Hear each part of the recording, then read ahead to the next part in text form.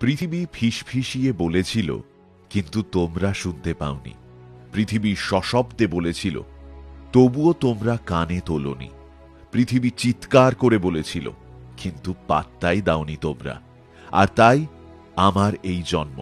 আমি তোমাদের শাস্তি দিতে জন্মাইনি, আমি তোমাদের জাগাতে এসেছি। সাহায্যের জন্য পৃথিবী চিৎকার করেছিল, প্রবল বন্যা, তোমরা শুনতে পাওনি। জ্বলন্ত আগুনের শিখা, না শোনোনি তোমরা।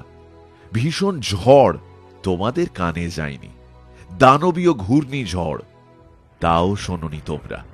তোমরা এখনো পৃথিবীর কথা শুনতে পাও না।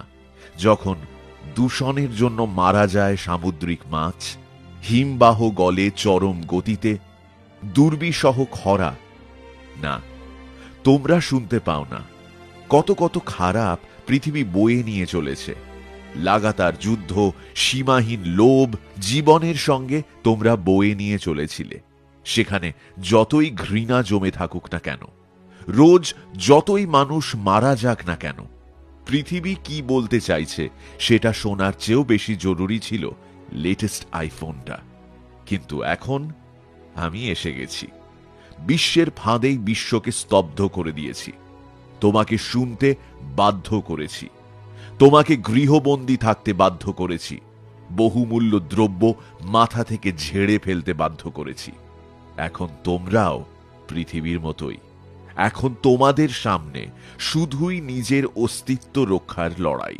কি কেমন লাগছে? আমি তোমাদের জ্বর দিচ্ছি যেমন করে পৃথিবীর বুকে আগুন জ্বলে। আমি তোমাদের শ্বাসকষ্ট দিচ্ছি যেমন করে দূষণ ছড়িয়ে পড়ে পৃথিবীর বাতাসে। আমি তোমাদের দুর্বল করে দিচ্ছি যেমন করে পৃথিবীটা রোজ দুর্বল হয়ে পড়ে।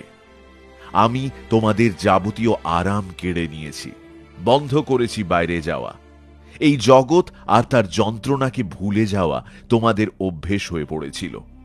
আজ আমি গোটা বিশ্বকেই থমকে দিয়েছি। আর এখন চীনের বাতাস কত সুন্দর, পরিষ্কার নীল আকাশ, কারণ পৃথিবীর বাতাসে বিষ ছড়াচ্ছে না কলকারখানার ধোঁয়া। আজ ভেনিসের জল কত স্বচ্ছ, কারণ দূষণ ছড়ানো গন্ডোলা নৌকা এখন নেই। এখন সময় নিজেকে নিজের সামনে দাঁড় করাও। বুঝে নাও তোমার জীবনে কোনটা প্রয়োজন।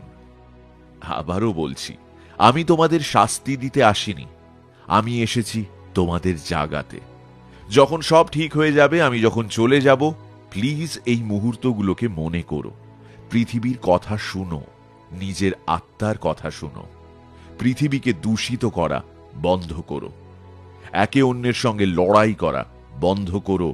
বহুমূল্য জিনিসের কথা ভাবা বন্ধ করো। আর নিজের স্বজন প্রতিবেশীকে ভালোবাসতে শেখো।